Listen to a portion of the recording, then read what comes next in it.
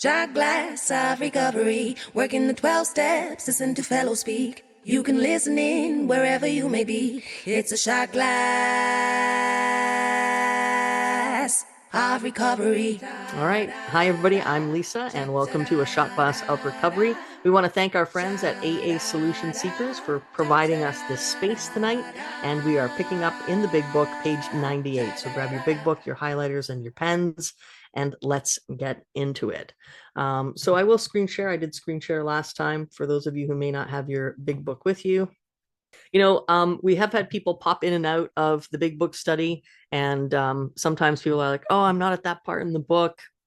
I'm not sponsoring people. We're working on working with others, and like, oh, I'm not sponsoring anyone right now. So, but it's okay, because you're still going to get something out of the big book.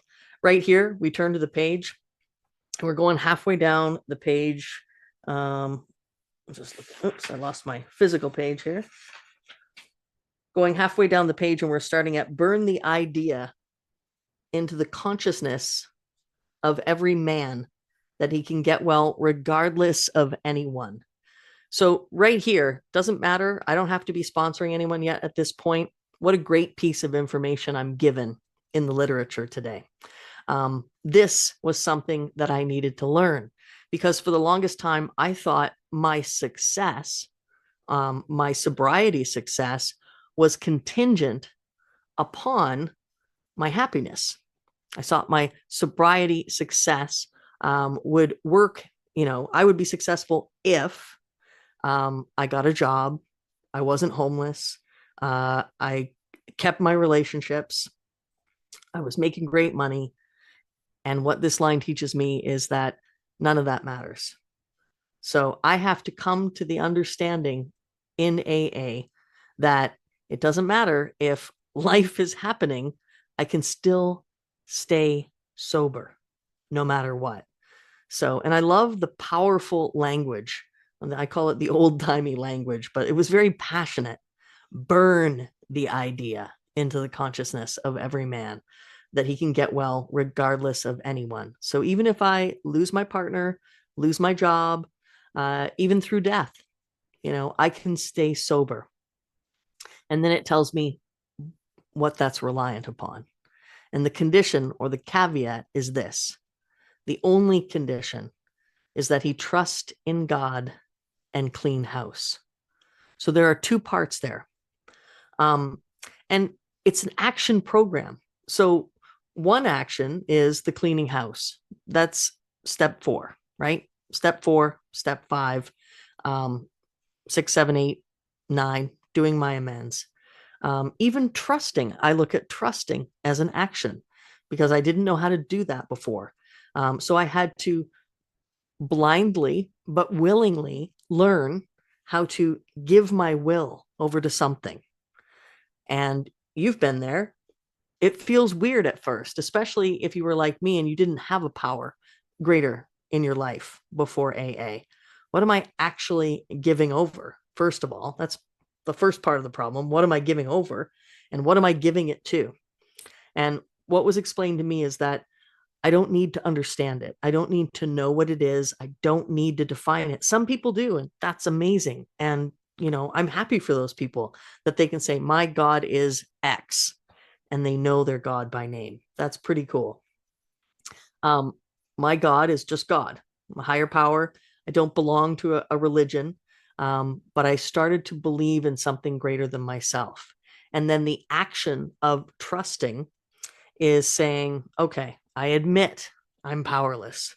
I admit that when I try to manage and control things, I fail at it miserably. So I'm powerless and my life is unmanageable, especially when I was adding alcohol and drugs onto that fire, right? I was fueling the fire. And everything was chaos and unmanageability. So I've proven that I can't do this on my own. What am I giving over to that power greater? I'm giving my thoughts, my thinking, my feeling, and therefore my life, my everyday life. My sponsor always said to me, and I say this to the people that I sponsor, your thoughts and feelings are the problem. They're what's wrong with you, Lisa. So I need to give those away. My thoughts and feelings are usually wrong. I can fixate on something so much so that I create a really bad feeling, and then I can sit in that feeling and stay stuck. What has helped me with that so that I don't pick up a drink is putting that trust in God and giving those thoughts and feelings over. So I'm feeling fearful. Hey, God, it's me. Having a lot of fear right now in this moment, and I need your help. I've just prayed. I've just connected. I was conscious in that connection. I reached out. That's an action. And I asked. That's an action for help.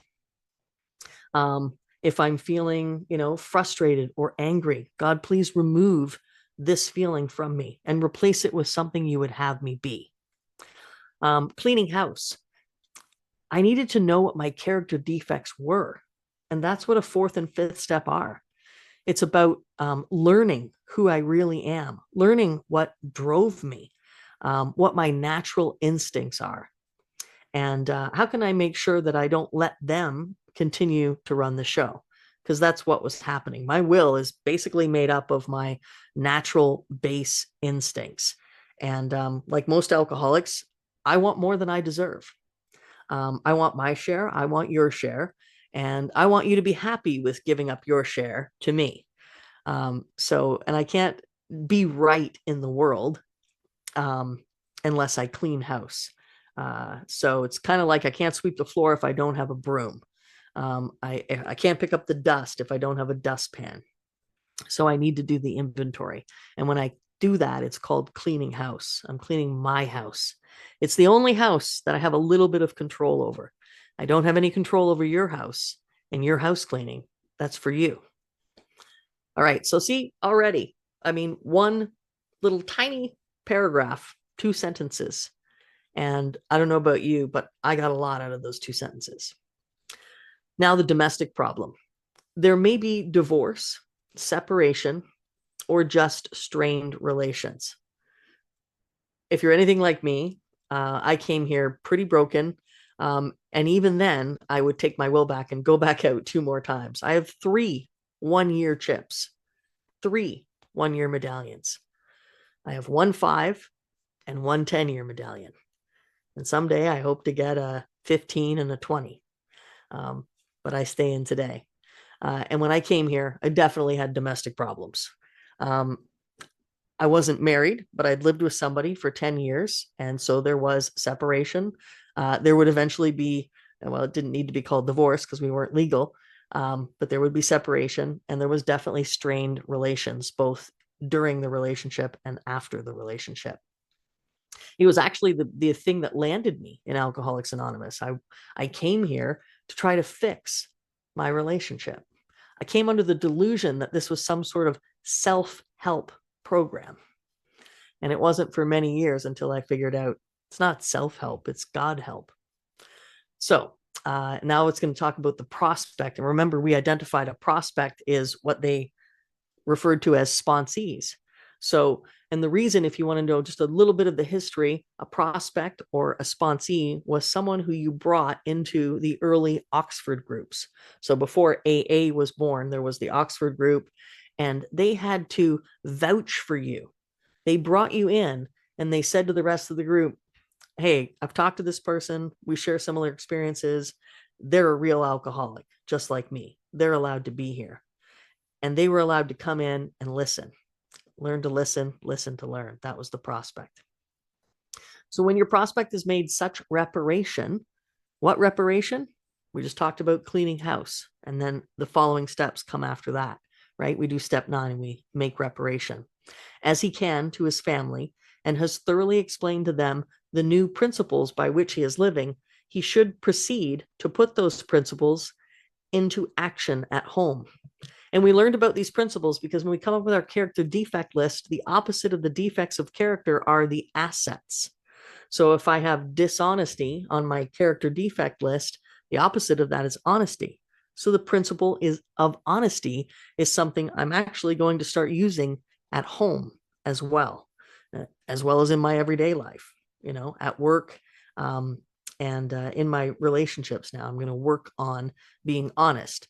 And A lot of us having lived through these experiences with separations and strained relations, we're alcoholics. We don't want anything to happen slowly, and we want it to happen quickly, right? We want it back and we want it now. And we get frustrated because people aren't forgiving us as quickly as we would like, as quickly as we think they should. And we forget that maybe these strained relations were years, decades long. So sometimes those reparations can be long and painful. But we need to earn that trust back. And we do that by living by principle. And then it says, that is, if he is lucky enough to have a home. True. Though his family be at fault in many respects, he should not be concerned about that. I also love this too, because this has happened once or twice in the big book. The wrongdoing of others was as far as many of us got when it talks about the fourth step. It's talking about how all we used to do was find fault with other people, and that was as far as we ever got. But really, the fourth step is about finding, well, what's my part in this? Where was I at fault? What mistakes did I make? But they give us that little caveat, right? And the world and its people were often quite wrong. That's a line that I remember from the big book. I like that line, right? Because it tells me, yeah, I'm not the only one at fault here. I'm not the only one who's ever been a dick or made mistakes. Other people have made mistakes too, and they have sometimes been at fault, maybe sometimes more than me. And so it says here, it gives us that sort of little, I don't know, a pat, not a pat on the back, but an assurance that it's not entirely you all the time. It says, though his family may be at fault in many respects, but here's the deal. He should not be concerned about that. So they're saying, like, yeah, sometimes other people are quite wrong, but we cannot be concerned about that. This is a fact that's driven home to us again and again and again. The grouch and the brainstorm are not for us. We get that caveat, that warning again and again and again. We cannot afford to be resentful, because when this alcoholic gets resentful, she gets to drinking. So I can't afford that. That's off the table. So I'm living a principled life now. So I have to concentrate on my own spiritual demonstration. So in other words, first things first, I'm an alcoholic. They may or may not be alcoholics, and I have to do the next right thing. What's the next right thing? Sometimes it's just keeping my mouth shut. It's not adding fuel to the fire. It's not pointing fingers. It's walking away. I have choices today. I have a lot of choices today. I like this reminder. Argument and fault finding are to be avoided like the plague. Again, pretty strong language. They really are passionate about it. They spell it out for us in black and white. This is highlighted like this on this page, on this document. It's also highlighted like that in my own book, my physical book. This is my third big book. They get worn out when you highlight and underline with sponsee after sponsee. But it keeps me in the program, and it reminds me of what I need to do. Don't argue. Stop trying to find fault with everyone else. Some great tools. Perhaps you're right. And then later on in sobriety, I would even get to the point of saying, perhaps I'm wrong, instead of that cheeky little, perhaps you're right. That's like yeah, sure, maybe you're right. But mostly I know I'm right. But then when I got to the point of saying, yeah, it's quite possible I'm wrong, that's progress for me. He should concentrate on his own spiritual demonstration. That's very important. In many homes, this thing to do, but it must be done if any results are to be expected. If persisted in for a few months, the effect on a man's family is sure to be great. The most incompatible people discover they have a basis upon which they can meet. Has anyone been there before where they thought like, oh, this relationship just isn't going to work? It's them, it's not me. And then after you start to apply these principles in your day-to-day living and in your home life, suddenly you're like, oh, maybe it's not so bad after all. Maybe a little bit of it was me. Funny that. Little by little, the family may see their own defects and admit them. I've seen this happen. I've sponsored lots of people, and a lot of them have kids, husbands, wives. And when they change, the family will begin to change.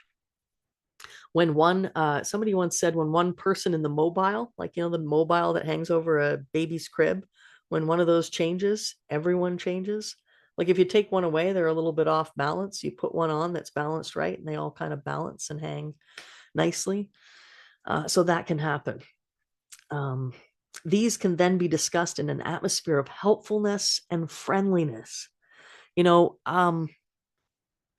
All I wanted was to get my relationship back, and that didn't happen. It didn't work. The relationship fell apart.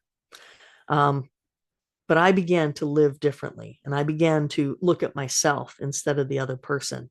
And one day that would pave the way for me to have a loving and decent relationship and learn what love actually is, the act of giving and conceding and being compassionate and empathetic and kind and thoughtful and a good listener, instead of full of expectations and demands and wanting other people to do for me all the time. This really has changed, my entire life, especially when it comes to family life, being in a relationship. And I have this relationship with my partner today. My partner can say to me something like, "Oh, does somebody need a Snickers?" Or usually it's, "Does baby need a bottle?" And I laugh. In the past, those would have been fighting words because you were calling me grumpy or grouchy or bitchy. But now it's like a cute way to end a moment of agitation. "Oh, does baby need a bottle?" And today I don't need a liquor bottle to soothe my bruised ego or my infantile king baby behavior. If you come to this big book study every other week, you're going to hear this kind of talk from me a lot. I talk a lot about Harry Tebow. Do you hear Mabel snoring in the background? It's my tiny chihuahua. She just let out the largest snore. Anyway, so yeah, the king baby is a great way of understanding my ego at play. All right, where are we? After they have seen tangible results, the family perhaps want to go along. These things will come to pass naturally and in good time, provided, however, the alcoholic continues to demonstrate that he can be sober, considerate, and helpful, regardless of what anyone says or does. I think the family too, especially if you manage to stay within the family that you arrived at AA with and you manage to keep that relationship, it's like they're sitting on a powder keg. You get sober for a little while and they're still waiting for that fuse to get lit and for you to blow up and drink again, because that's what they've seen. That has been their lived experience. When things get difficult, or even it's just Tuesday, the fuse gets lit on the alcoholic and we're a powder keg, we explode, and they're the wreckage. The family suffers the consequences.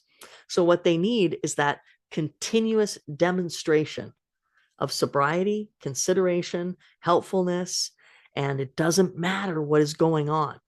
We lose our jobs. Can we not drink? Can we not go into the deep, dark depression? Can we continue to be useful and helpful? Can we get active and get like, "Oh, I lost my job. I got to get looking. I got to get out there. Got to put myself out there." Or do we fall back into old ways of thinking and old ways of acting? Of course, we all fall much below this standard many times. There's another one of those sort of little, I keep wanting to call it a pat on the back, but it's a little attaboy. It's okay. You're not alone. None of us has practiced these principles perfectly, right? Progress, not perfection. Sometimes we all fall down a little bit.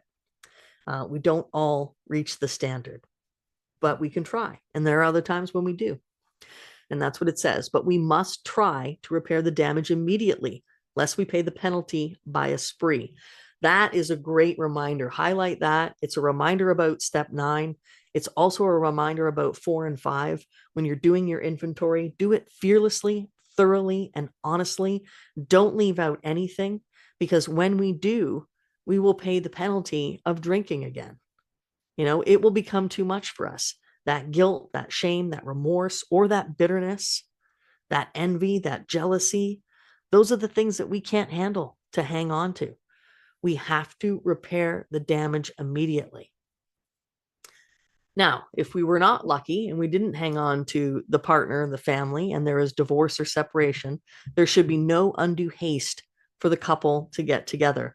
The man should be sure of his recovery. And remember, language in the big book, just because it says man, if you're obviously a woman, then it still counts.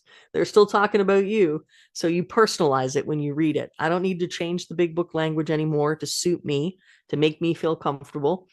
I know who I am. So when it says the man, I read Lisa should be sure of her recovery in my head, right?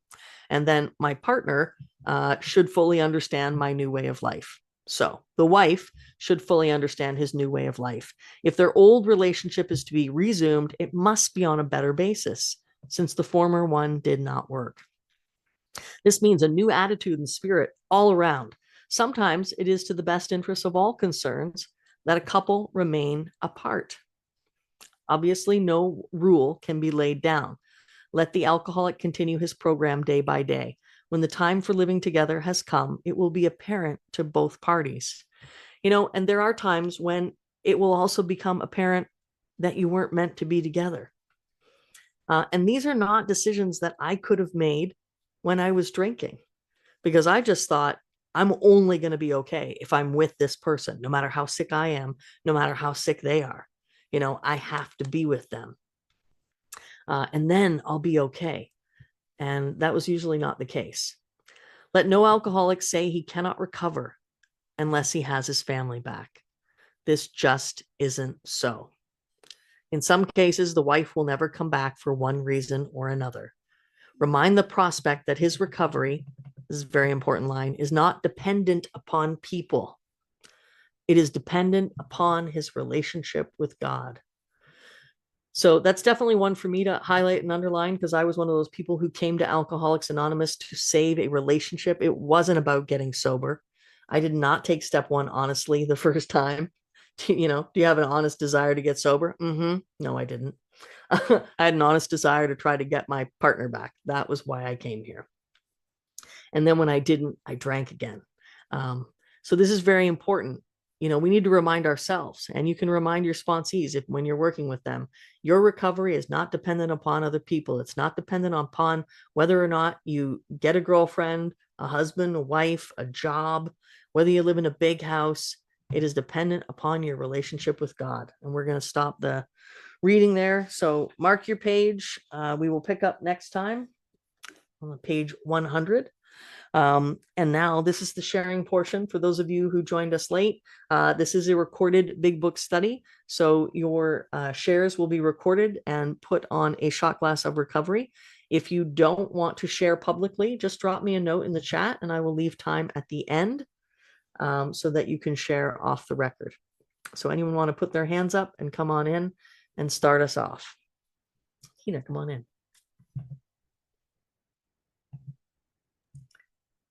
Yes, my name is Tina. I am an alcoholic. I've done the steps through the Big Book of Alcoholics Anonymous. I've done the steps through 12 and 12. And I've been in this program for a very, very, very long time.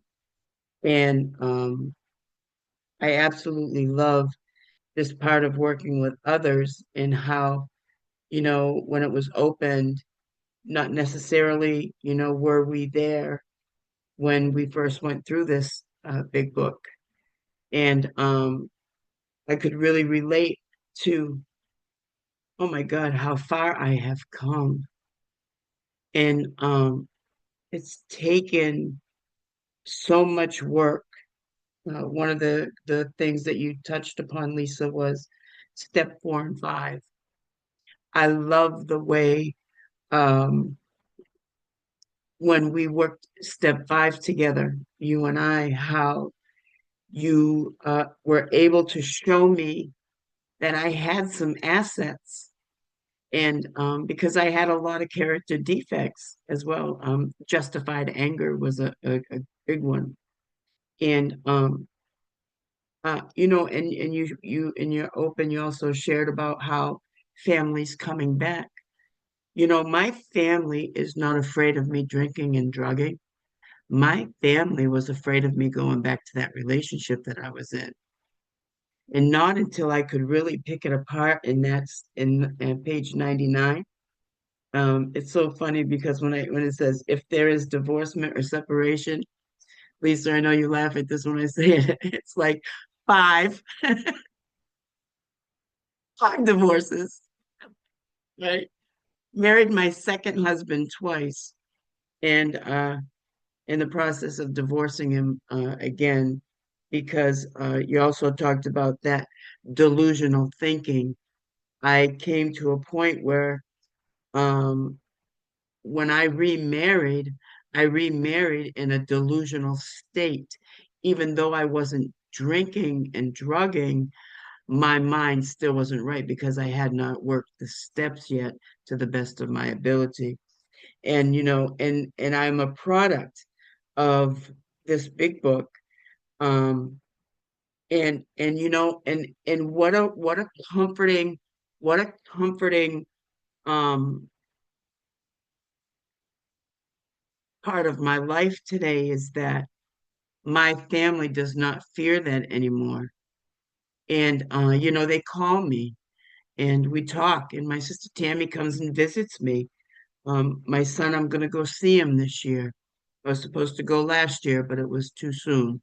He had a fear that I would go to see the man with no name. And that's not happening today.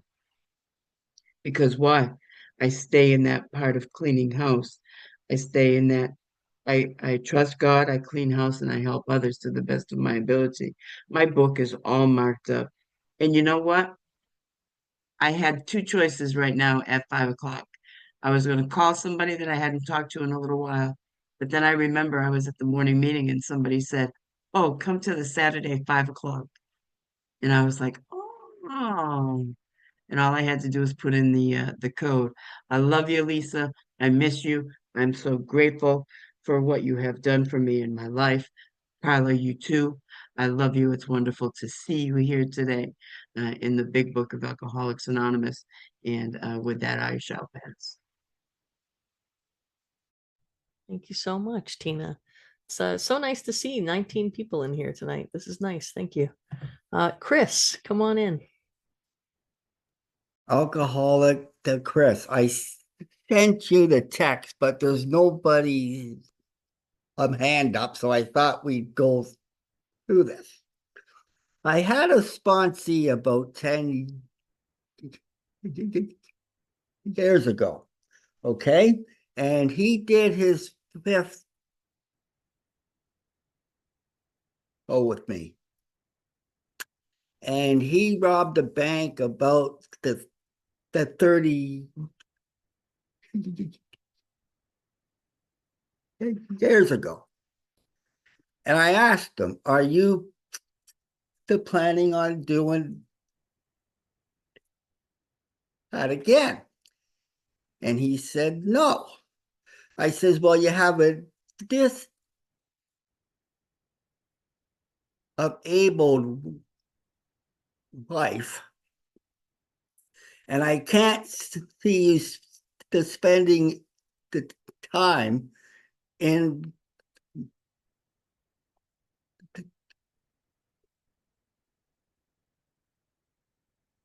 a jail when you have to look after her." Now, I went back out. He has a new sponsor. So the sponsor told him to go to court and make amends. So now he's spending a year in the jail that he he robbed a bank 30 years ago.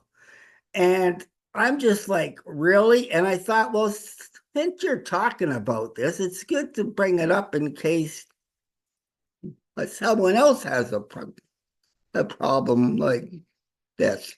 So you being a sponsor, what would you say? It's so funny, Chris. I just faced a situation like this not too long ago. And the great thing is that I don't run the show. And the first suggestion is take it to God. And then my second comment is let me talk to my sponsor.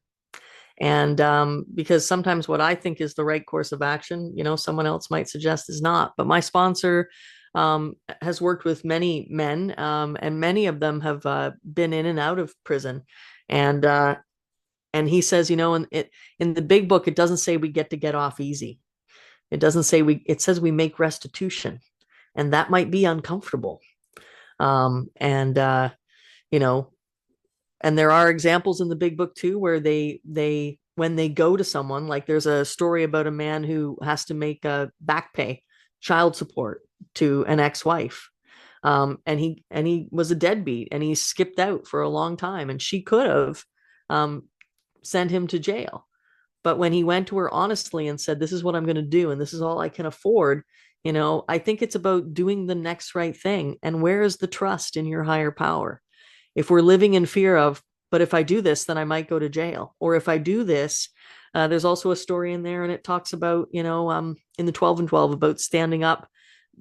The person had done something, and in church, they stand up in front of their congregation and they make restitution. It would have been easier to save face and say nothing, but secrets keep us sick. So sometimes we got to pay the piper, and it's not easy. But thank you. And John from Lima, good to see you all the way from Peru again. Yeah, thanks, Lisa. Yeah, you guys are blessed to be here today, because Lisa does a bang up job of this. I saw Joe and Charlie live do the. I was been around long enough to know Charlie and Joe, and saw them do it live, a couple of times, and met them. And my sponsor started one in Ottawa. I live just outside of Ottawa half the year now. I'm from downtown Toronto. But, and they did one for years, and then I did one for years, and I've been a part of other ones. And Lisa just does a real bang up job of this, man. You're lucky people to be here. I feel blessed to be here too. I just needed to say that. There's a lot of things that I heard, and one, the keep it simple. When I came in, they said, well, you got to do two things that you're probably not very good at. Follow the clear-cut directions and do what you're told. Like some 5-year-olds learn. My kids learned that by the time they were, 10. But I came in at 33, and I had never done either of those two things, And choices in relationships. Well, they say when you come in, they've got words to describe us, and they're not great, delusional. I heard that. In full flight from reality. Insane. And that was me. I didn't want to admit it, but that was me. And the restoration to sanity. Well, if you look at the second promise of step 10 on page 84, it says, we've stopped fighting anyone and anything, even alcohol, the first promise. The second promise is, by this point in time, sanity has returned. Step 10. It's a long way down the road, and the restoration to sanity was a long one for me. I thought I was living in reality and restored to sanity at a year sober until I was 5, and looked back and laughed at myself. And then at 5 until I was 10, and I looked back at 5 years and realized how crazy as a bed bug I still was. And then repairing the damage. Well, change we must. If nothing changes, nothing changes. And the whole program is about changing our dependency on people, places, things, and situations to becoming dependent on the God of our understanding. Exactly what was said at the very end. Our recovery depends on our relationship with God more than anything else. And I found everything falls from there. That's the most important relationship I have in my entire life, because that's allowed all the other wonderful relationships in my life to unfold. But repairing the damage, I look at that as opportunities for my personal and spiritual growth.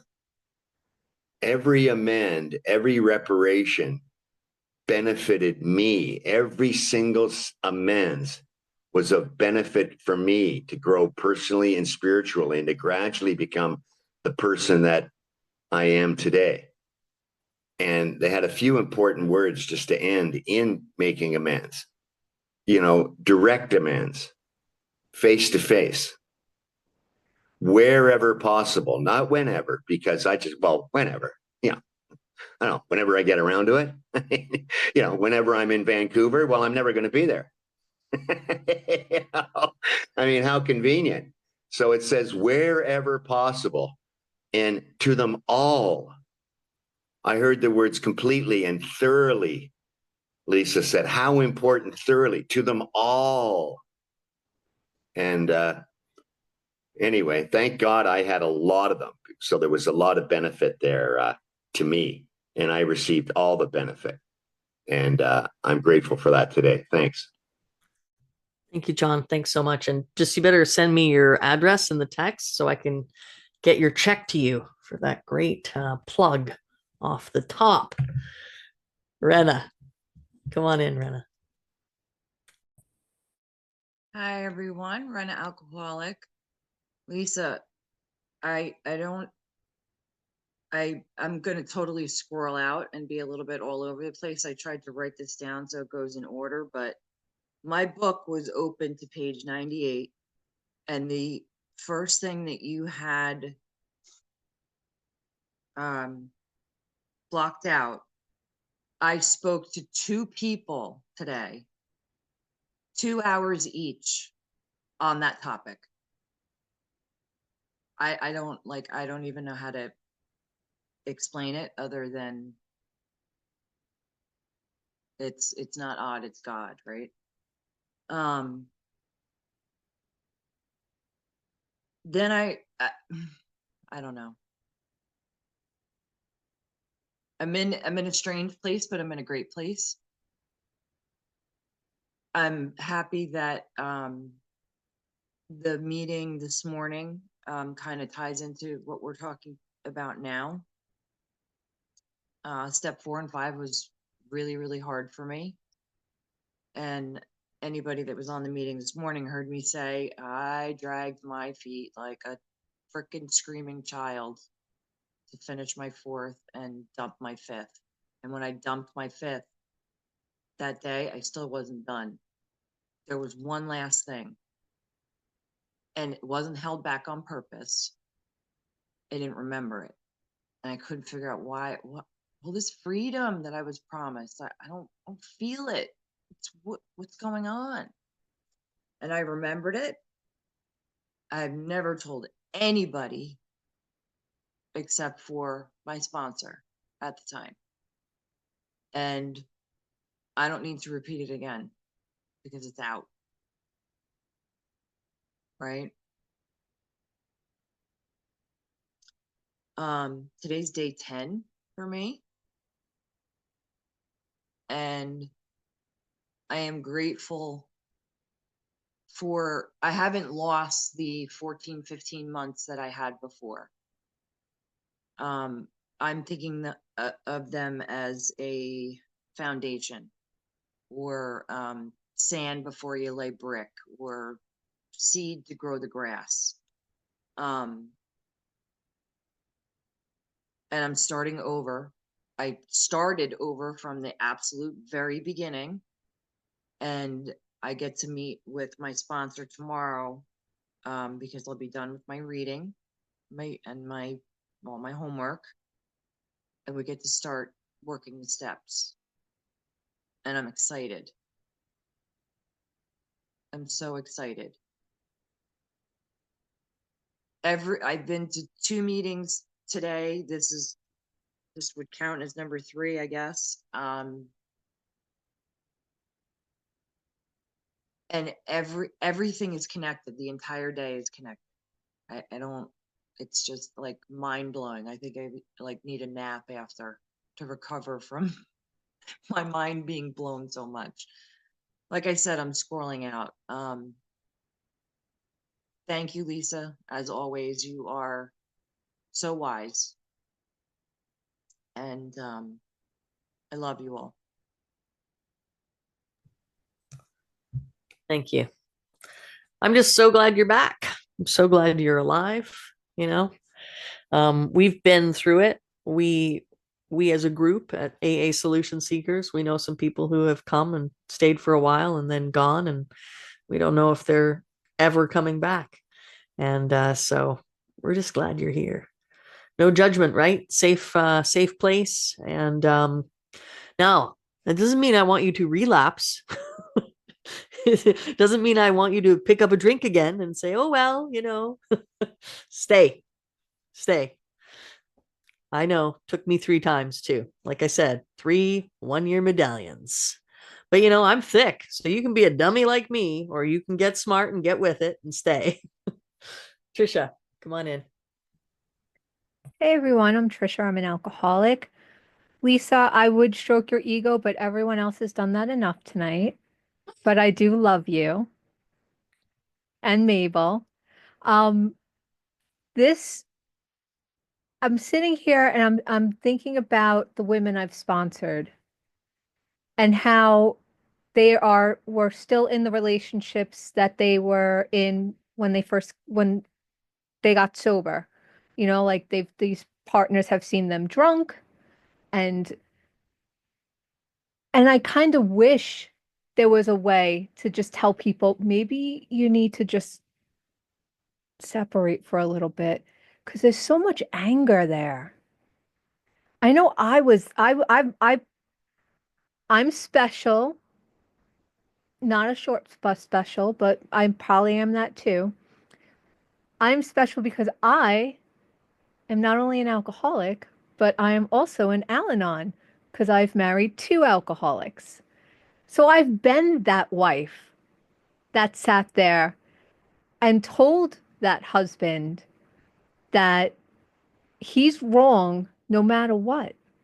Even if he's right by default, he was just wrong because of all the wrong he did. And that was, I can recognize it when I have women come to me and say, but he just keeps throwing it in my face. And I was just like, I know. I'm like, you're wrong by default. Just, and then it goes into, I actually highlighted it, that we can be considerate and helpful regardless of what anyone says or does. Whoa. I don't know why. I mean, I've read this book like a bazillion times and I've never seen that line. Isn't that amazing? Don't you love when that happens? I did see the line where it says we should take the bit in our teeth. And I had a sponsor that used to drill that into my head that when I want to speak or to retaliate or to express my feelings in that moment, that I should bite my tongue. And if need be, draw blood because I should not react to these people. They are sick. They are sick people. The people in my head that I'm thinking about, they were sick people. And sometimes the best advice I'd give them, the minute someone starts talking to me about their relationship, I say, have you thought about therapy? Because I'm not a therapist. I've lived your life. I've lived his life. I know what that means. And it sucks on both sides. There's a lot that needs to get unpacked and get helped with. So kudos to anybody who can do it. I was not that person that could. Maybe today I'm a better person. Who knows? It is progress, not perfection. So, oh, I'm sorry. It's progress, not perfection, since we're in Canada right now. So love y'all and thank you. For those of you who are new to the group, it could not be a Canadian thing. It could just be a Lisa thing. So you can't blame all Canadians for the way I talk. I guess that's how I say progress. Progress. That's Southern Americans. Progress, like pralines and cream. It's all Canadians. So, and Trisha, I find that if you read with the lights on or your eyes open, you retain more of you don't miss as many words, but just Christina, cheeky little monkey. Christina, come on. Alcoholic. I'm really, really happy to be here today. I had a difficult few days with being achy, and now I'm much better. And I'm really loving this meeting. I loved how things were outlined in the book. I'm not on step 4 and 5 yet, but I am going on step 3. However, I just love the material. I was on a euphoric, just reading what was just mentioned and underlining and taking notes and just really into it. The best part of my day. I'm glad I discovered this meeting on Saturday. I was home today and I was really happy to be here. And I like the fact that it's not about status, because I come from a crappy, shitty family. I left when I was very, very young. And I drank when I was young too. To deal with family and neglect, abuse, trauma, the whole shit. And I liked how status doesn't matter. And you don't need your family or whoever to keep you sober. When I saw that, I felt validated for the first time in a long time. Because not everybody has status. I don't. I'm dirt poor. I'm on disability pension. Thankfully, I make do on it. I have good rent. I like where I live, yada yada. Grateful for so many blessings. Grateful I'm in the program. I have a sponsor. I love the humor that she and my sponsor and I share. I like making her laugh, especially when times are tough. I love what I'm learning about the big book. I think it's the best book ever written, from what I know of it already. And I was given this book when I came into the program at the end of the fall, and then my sponsor gave me the 12 and 12 for my birthday. So it's nice to have both books. It's funny, 12/12. I was born on 12/12, LOL. It's funny how some things just come together in sync like that. And I was meant to have this program, because without it, I just feel so lost. And coming on this meeting today was the best part of my whole entire day. I was on a meeting earlier. It was a gratitude meeting, but this has the real meat and potatoes. And I love it. Well, I like sweet potatoes. Meat and sweet potatoes. I just love it. I look forward to attending more meetings like this. I look forward to attending big book studies, learning about the book, doing it with my sponsor, learning it here. I just feel really happy to be here. I like how it validates things and how I got to own up to my crap and keep my side of the street clean and do my spiritual work. The progress, not perfection. I love that too. And I just enjoy taking notes and just feeling really, really alive. So I'm so glad to be here. I'm so, feel so blessed for these meetings, Zoom, in person, whatnot. It's all good. And there's so much I look forward to learning, as I feel I'm in kindergarten for the first time as an adult. But I'm liking school this time because I'm learning to get along with people a bit better for the first time in so many years. And I'm learning to have an open mind. Live and let live. I'm still working on that one. Yeah. Still learning to mind my own business. No, that will keep me out of trouble for sure. I'm still working on that. So I'm just so grateful for this meeting and for everybody here. And I wish you all a wonderful day. Thank you. Thank you, Christina. Good to see you again. I saw Christina at a meeting downtown a couple months ago, and again recently at the East End. It's good. A newcomer is on the right path when you start seeing them at different meetings around the city. So that's good. So you keep that up, keep that action up, and bring your sponsor next time. This meeting is every other Saturday at 5 p.m. But if you're looking for something that is exactly like this, literature-based, AA solution seekers in the morning, 7 days a week at 7 a.m., I invite all of you to come. Don't tell them you know me. They might not let you in, especially if Trisha's on the door. Holy, Stacy, come on in. I knew there was a reason I wasn't let in. And who is this Lisa that's so smart? Where's your mute button? So Ben was saying hi to me. I just got off with a sponsee and she said hi to me. I said, wait a minute, the big book meeting, Lisa's big book meeting. Oh my God, I'm so glad I got here on time. Thank you, Lisa, because I know that you knocked it out the park. You always do. Page 98 to 100. Thank you, Trisha, for letting me know where she was. I'm so sorry that I came in late. I just know you knocked it out the park. You know, I happen to be in the same relationship that I was in when I first came into Alcoholics Anonymous, and that's a relationship with my children. I I came into Alcoholics Anonymous, and at first I was like everybody else. I was like, "Ooh, gotta get a relationship, gotta get a relationship, And then my sponsor was like, "Well, good. You'll be writing lots of inventories about what a selfish SOB you are." I was like, "Whoa." Well, you basically wrote the story about me. So I know for me, I had always neglected anything about my children, anything about trying to help them or to raise them or to be responsible. It's the same thing about the relationship that I had with a higher power, because I've always heard that once you have a relationship with a higher power, then you have the responsibility to build that relationship. And so when I realized that I had children, I had the responsibility to build that relationship. And what kind of relationship did I want to build with my children? Well, I know one thing is that we lived in an alcoholic home. So that means don't express no feelings. I don't want to hear nothing from you. I don't want to see nothing from you. Be how I want you to be, and that's it. And for one thing, I realized is that the buck stops here. I could stop the sickness of the alcoholic home when I said it stopped. When I said it stopped. So why not raise kind of like an alcoholic-free home? Whereas though that you can express your feelings. You can say, "I'm angry, I'm sad, I'm this, I'm that."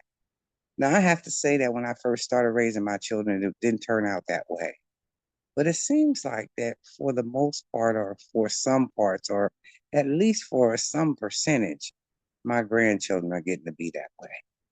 And I thank God that some of that has rubbed off on them. And so maybe, just maybe, the abuse, the misuse, the alcoholic home can stop with them. And so I chose to to take responsibility for my children. So I'm still in that relationship. The one thing I know is that I said, "Hey guys," I said, I'm going to retire to Florida." They said, "You mean we're going to retire to Florida?"